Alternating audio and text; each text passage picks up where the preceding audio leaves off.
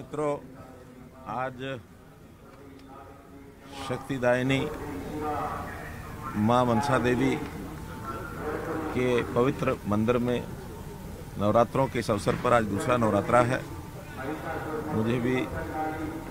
माँ के दर्शन करके उनकी कृपा मिली है। मैं आज इस अवसर पर कुछ कार्यक्रम जो इस मंदिर परिसर में ही जिनका उद्घाटन किया गया है, जिसमें श्री वाटिका पार्किंग है और न्यू कॉरिडोर जो मैं देखा है, जो माता मनसा देवी टेम्पल और पटियाला टेम्पल को जोड़ता है, ये एक न्यू कॉरिडोर का इसका उद्घाटन किया गया है। शक्ति स्तंभ कालका और पिंजौर यानी मंदिर माँ काली माता के मंदिर को जाने के लिए जो दोनों रास्ते हैं उन पर शक्ति स्तंभ इनका भी उद्घाटन किया गया है। ये सब मिलाकर के 4 करोड़ 40 लाख रुपए की लागत से बनने वाले ये चारों प्रोजेक्ट थे। एक प्रकार से जब से ये माँ मनसा देवी और काली माँ मंदिर का सरकार ने अधिग्रहण किया है, टेक ओवर किया है, तब से मैं देख रहा हूँ कि 1991 से लेकर के आज 2021 30 साल की इस यात्रा में मंदिर के परिसर में लगातार हम लोग आगे बढ़ रहे हैं। कल ही श्राइन बोर्ड की हमारी मीटिंग थी और उस मीटिंग में भी बहुत से नए प्रोजेक्ट्स इसको मंजूरी दी गई है कि इस मंदिर की एक प्रकार से किस प्रकार से ख्याति बढ़े, कैसे यहाँ विकास के काम पूरे हों, सामाजिक सेवा के कामों के प्रति भी यहाँ पर बहुत से प्रावधान ये किए गए हैं। एक बात जो मुझे आज कहनी है कि माँ शक्ति देवी जो मनसा देवी शक्तिपीठ है, इनके जब दर्शन करने के लिए आते हैं तो ज़रूर मन में कुछ इच्छा होती है कि हरियाणा प्रदेश की किस प्रकार से लोगों की सेवा की जाए, कैसे भलाई हो, लोकहित में हम अपनी सरकार को कैसे चलाएं।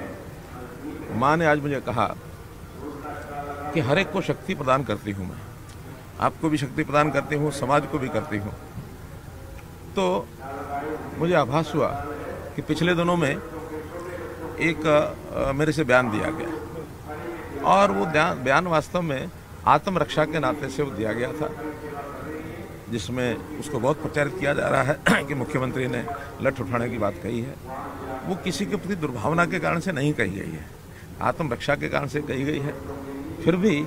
हमारे कुछ किसान नेता, कुछ आंदोलनकारी लोग, उनको वो रास नहीं आया है और उन्होंने जगह जगह उसका विरोध करना शुरू किया है।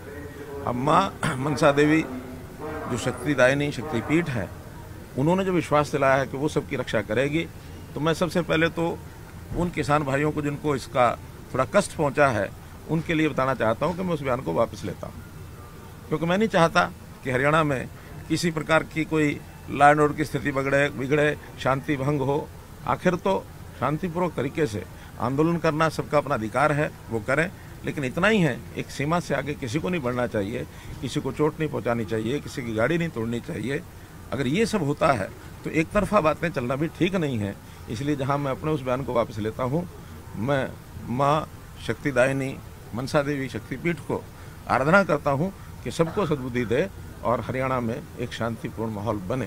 क्योंकि हम लोग हमेशा सरकार के नाते किसानों के हित में लगातार सोचते रहते हैं। इस बार वर्षा ज़्यादा हुई, उस वर्षा के कारण से फसल का खराबा हुआ, हमने स्पेशल गिरदावरी के ऑर्डर दिए और जैसे ही गिरदावरी की रिपोर्ट तैयार होती है, हम उन सब किसानों को जिनको बीमा कंपनियां कंपनसेशन नहीं देंगी, उनको हरियाणा सरकार कंपनसेशन देगी। अभी जैसे प्रोक्योरमेंट का भी सीज़न है, इसमें भी वर्षा के कारण से कुछ कठिनाइयां आई हैं, उनको भी हम लगातार हल कर रहे हैं।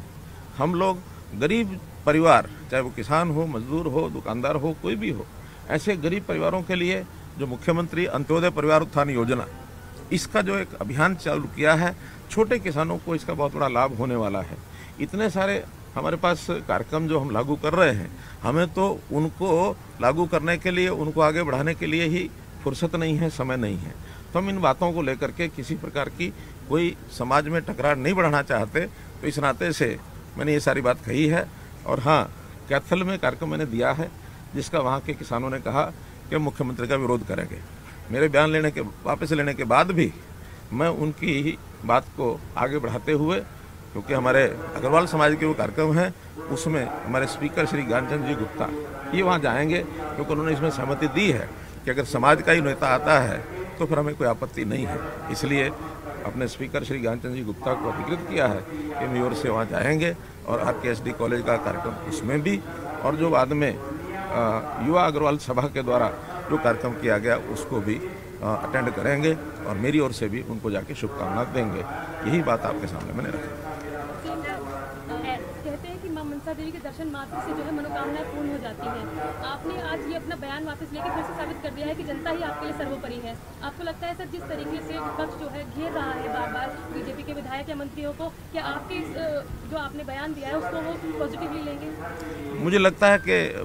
माँ मनसा देवी शक्तिपीठ उनको भी सद्बुद्धि देगी और निश्चित रूप से वो इसके ऊपर विचार करेंगे और इस प्रकार की चीज़ों को समाज में एक शांति बनाए रखने के लिए, लॉ एंड ऑर्डर की स्थिति को बनाए रखने के लिए हमारी मांगें हो सकती हैं, हम उसको शांतिपूर्ण तरीके से रखते रहें, कोई टकराव न बढ़े। इसी नाते से हमको सबको इसका पालन करना चाहिए।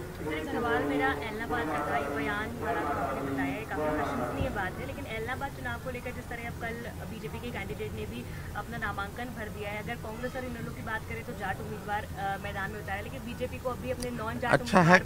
अच्छा है कि आज इस परिसर में हम राजनीतिक बात न करें, समाज के प्रति सद्भावना, समाज की शांति बनी रहे, आपस में मिलजुल करके रहें। और चुनाव जहाँ तक है लोकतांत्रिक एक तरीका होता है, उसके अंदर एक व्यवस्था बनाई गई संविधान के द्वारा, उसी अनुसार सब लोग व्यवहार करें। और मैं समझता हूँ मेरी इस बात के कारण से अब गुस्सा जो उनके मन में था वो कहीं कम होगा। यही मेरा एक प्रकार से माँ की चरणों में प्रार्थना है।